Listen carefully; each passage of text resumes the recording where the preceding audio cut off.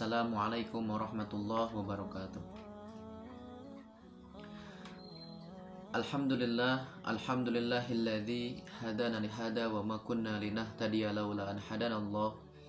Asyhadu an la ilaha illallah wahdahu la syarikalah wa asyhadu anna Muhammadan abduhu wa rasuluhu wa habibuhu allazi la nabiyya wa rasula ba'dah.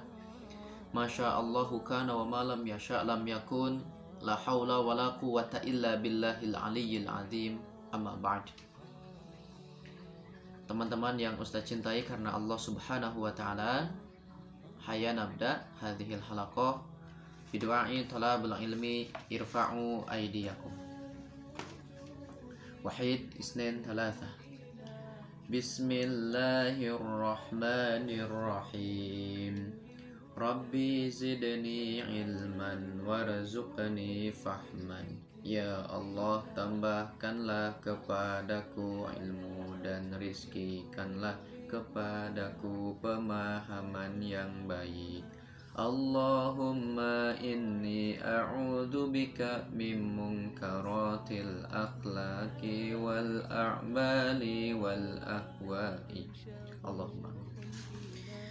Baik, alhamdulillah. Puji beserta syukur mari kita senantiasa panjatkan kepada Allah Subhanahu wa taala, karena Allah Subhanahu wa taala masih memberikan kepercayaan kepada kita, masih memberikan usia, masih memberikan kesempatan, sehingga kita masih memiliki waktu untuk mengumpulkan amal terbaik menuju akhirat kelak. Salawat serta salam mari kita senantiasa curah limpahkan kepada baginda Rasulullah Sallallahu Alaihi Wasallam, yang mana Rasulullah telah memberikan kepada kita contoh yang sangat lengkap untuk kita menjalani kehidupan ini. Dari mulai kita bangun tidur sampai kita tidur lagi, sampai kepada cara tidurnya oleh Rasulullah Sallallahu Alaihi Wasallam sudah dicontohkan. Maka beruntunglah bagi seorang mukmin, karena kita tidak kesulitan untuk mencari tahu bagaimana menjalani kehidupan ini. Baik teman-teman yang saya cintai karena Allah, alhamdulillah, semangat kemerdekaan ya. Sekarang masih dalam semangat kemerdekaan karena bertepatan dengan tanggal 18 Agustus ya. Kemarin teman-teman tidak ada KBM dikarenakan tanggal merah. Tapi meskipun begitu, Ustadz yakin pasti teman-teman tetap belajar di rumah ya. Belajar bersama orang tua, belajar banyak hal, terutama belajar untuk menyiapkan bekal terbaik menuju akhirat nanti. Baik teman-teman yang Ustadz cintai karena Allah Subhanahu wa taala, pada kesempatan kali ini insya Allah kita akan melanjutkan pembahasan dalam masih di tema malam nih kita teman-teman ya. Masih di tema malam, dan insya Allah ini adalah penghujung dari pembahasan tentang malam ya, dimana pada kesempatan kali ini Ustadz akan membahas mengenai kejahatan malam teman-teman. Wah, jadi judulnya saja sudah mengerikan Ustadz. Oh enggak ya, apa yang dimaksud dengan kejahatan malam insya Allah nanti akan kita sama-sama bahas teman-teman.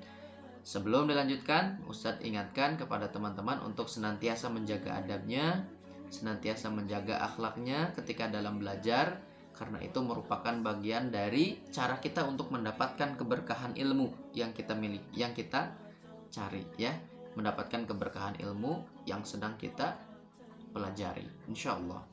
Baik teman-teman yang saya cintai karena Allah, berbicara tentang kejahatan malam, Allah Subhanahu wa taala telah menjelaskan dalam salah satu ayatnya yang sangat mulia, yaitu dalam Al-Quran surah Al-Falaq ya. Saya yakin teman-teman semuanya sudah hafal nih ayatnya ya, karena surah Al-Falaq ini biasa teman-teman bacakan sebelum tidur. Betul apa betul? Betul ya, insyaallah, alhamdulillah. Dalam Quran surah Al-Falaq ayat ketiga yang bunyinya a'udzubillahi minasyaitonirrajim, wa min syarri ghasiqin idza waqab. Hafal ya, wa min syarri ghasikin idza waqab, wa min syarri ghasikin idza waqab. Kita artikan per lafaz, teman-teman. Wa min syarri, dan dari kejahatan.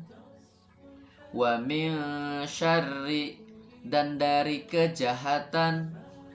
Wa min syarri, dan dari kejahatan. Ghasikin, malam yang gelap. Ghasikin, malam yang gelap. Ghasikin, malam yang gelap. Idza, apabila. Idza, apabila. Idza, apabila. Waqab, telah gelap gulita. Waqab, telah gelap gulita. Waqab, telah gelap gulita. Bagaimana teman-teman? Bisa ya diikuti, insyaallah. Silahkan nanti diulang-ulang lagi supaya teman-teman paham, supaya teman-teman hafal ayatnya, sehingga itu memudahkan teman-teman untuk mengamalkan nanti ilmu yang telah didapat, insyaallah. Baik, teman-teman yang Ustaz cintai karena Allah, berbicara tentang kejahatan malam yang disebutkan dalam Quran surah Al-Falaq ayat ketiga ini, tentu kalau kita hanya membaca artinya saja, kita tidak akan mendapatkan pemahaman yang lengkap, ya. Untuk itu kita meminta bantuan nih kepada para mufassir, ya, berdasarkan tafsir Ibnu Katsir, dan Ustadz coba ramu, ya. Ustadz coba simpulkan dengan kesimpulan Ustadz, mudah-mudahan bisa dipahami oleh teman-teman semuanya. Teman-teman, pertanyaan pertama, kenapa disebut dengan kejahatan malam? Ya, ini perlu kita ketahui bersama apa yang dimaksud dengan kejahatan malam. Kemudian nanti setelah kita mengetahui kenapa ada kejahatan malam, kemudian kita juga mencari tahu apa yang membuat malam ini kok jadi jahat. Ini nanti akan kita bahas insyaallah, ya teman-teman. Baik, pertama tentang apa itu kejahatan malam. Yang dimaksud di sini tentang kejahatan malam, teman-teman, dalam ayat di atas ada syaratnya, yaitu ketika malam tersebut sudah gelap gulita. Artinya teman-teman, sudah tidak ada lagi sumber cahaya, ya. Tidak ada lagi sumber cahaya, betul-betul sudah gelap gulita. Nah, disinilah waktu yang dikatakan jahat. Kenapa dikatakan jahat?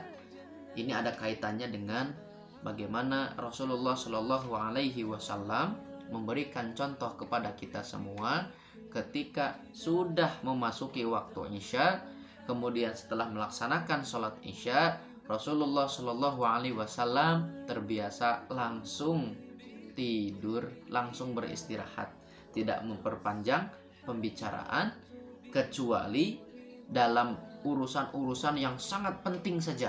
Rasulullah Shallallahu Alaihi Wasallam tidak langsung tidur setelah sholat Isya. Dari sini saja teman-teman, kita sudah mendapatkan gambaran. Kenapa? Karena yang kita lakukan kan harus sesuai dengan apa yang Rasulullah Shallallahu Alaihi Wasallam lakukan. Rasulullah ketika sudah sholat Isya itu terbiasa langsung istirahat. Jadi kalau kita setelah sholat Isya tidak langsung beristirahat, ya, di situ satu poin sudah tidak sesuai dengan apa yang dicontohkan oleh Rasulullah. Meskipun Rasul juga sesekali memanfaatkan waktu malam untuk hal yang lebih penting, tapi lebih seringnya Rasulullah langsung tidur, ya, langsung beristirahat. Kenapa?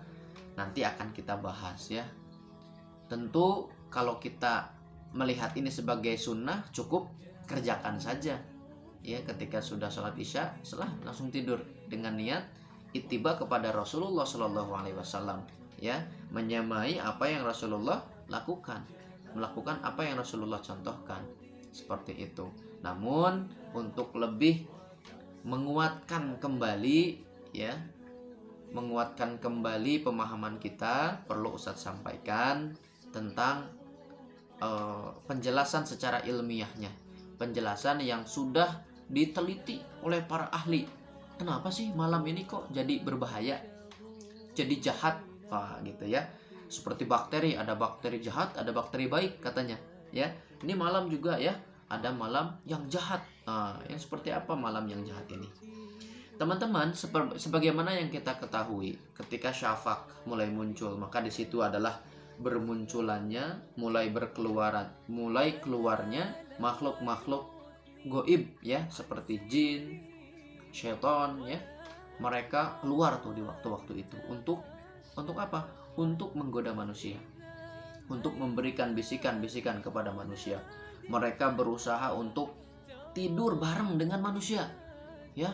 Jadi kalau kita tidur tidak membaca doa, maka sebetulnya jin, syaitan itu ikut tidur dengan kita. Apalagi kalau kita tidak mengibas-ngibas tempat tidur kita, ya. Boleh jadi ada jin yang sedang tidur di situ dan tidur dengan kita. Maka ini ada beberapa adab yang harus diperhatikan ketika kita hendak tidur. Nah, teman-teman, mereka keluar, kemudian mereka beraktivitas tuh di waktu-waktu malam itu. Untuk apa? Untuk menggoda kita, teman-teman. Kemudian selain daripada itu, setelah diteliti oleh beberapa ahli ya tentang kenapa ada disebut wa min syarri ghasikin idza waqab, kemudian diteliti, ternyata teman-teman ada kaitannya antara kejahatan malam dengan adanya bulan. Ada yang senang lihat bulan?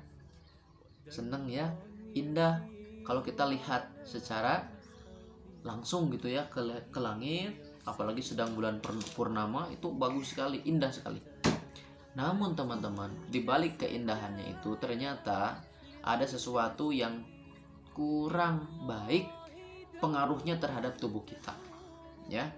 Setelah diteliti oleh para ahli, ternyata pengaruh bulan itu, apalagi pengaruh bulan saat bulan purnama, itu kurang bagus terhadap kehidupan seseorang ya, kehidupan manusia ataupun makhluk-makhluk yang lainnya. Bahkan kalau kita lihat air laut pasang ketika malam hari, itu salah satunya adalah karena ada pengaruh dari bulan itu, teman-teman. Maka dari itu Rasulullah tidak menyontohkan kita untuk banyak beraktivitas di malam hari. Allah Subhanahu wa taala telah menjadikan malam ini sebagai selimut untuk kita beristirahat, ya. Maka Masya Allah, ketika kita melaksanakan segala kehidupan ini dengan sistem ataupun dengan cara-cara Islam, maka sebetulnya kita bisa hidup sehat, ya. Allah yang langsung menjaga kita, teman-teman semuanya, ya. Bahkan ini sudah dicontohkan jauh-jauh hari oleh Rasulullah SAW. Nah, maka dari itu teman-teman semuanya, karena setelah kita tahu ada kejahatan malam ini, Ustadz mengajak kepada teman-teman semuanya nih, kita biasakan setelah Isya itu langsung istirahat. Sama nih teman-teman, anak-anak Ustadz ya, terutama anak yang kedua, anak yang ketiga, itu biasanya malam-malam suka bergadang, hampir setiap malam bergadang karena masih bayi ya, masih kecil itu. Tapi anak Ustadz yang pertama, Ahdan, sekarang Kutab Awal 3, itu sudah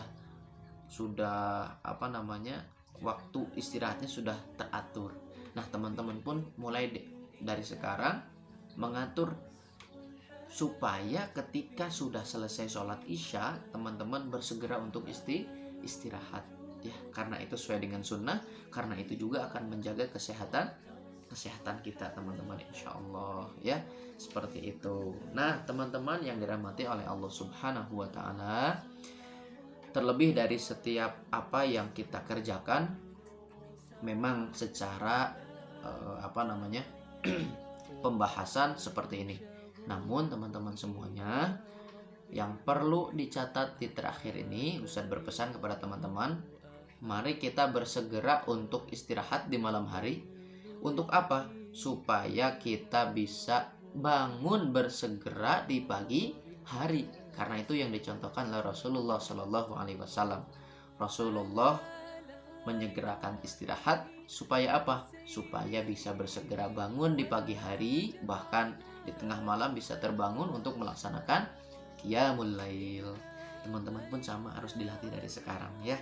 Meskipun teman-teman belum waktunya untuk melaksanakan qiyamul lail ya, karena masih sangat kecil, masih sangat belia, tapi tidak ada salahnya teman-teman mulai melatih dari sekarang, sehingga nanti teman-teman sudah terbiasa ketika teman-teman sudah mendapatkan perintah untuk melaksanakan ibadah-ibadah yang sunnah. Seperti itu teman-teman ya, pembahasan untuk kejahatan malam ya.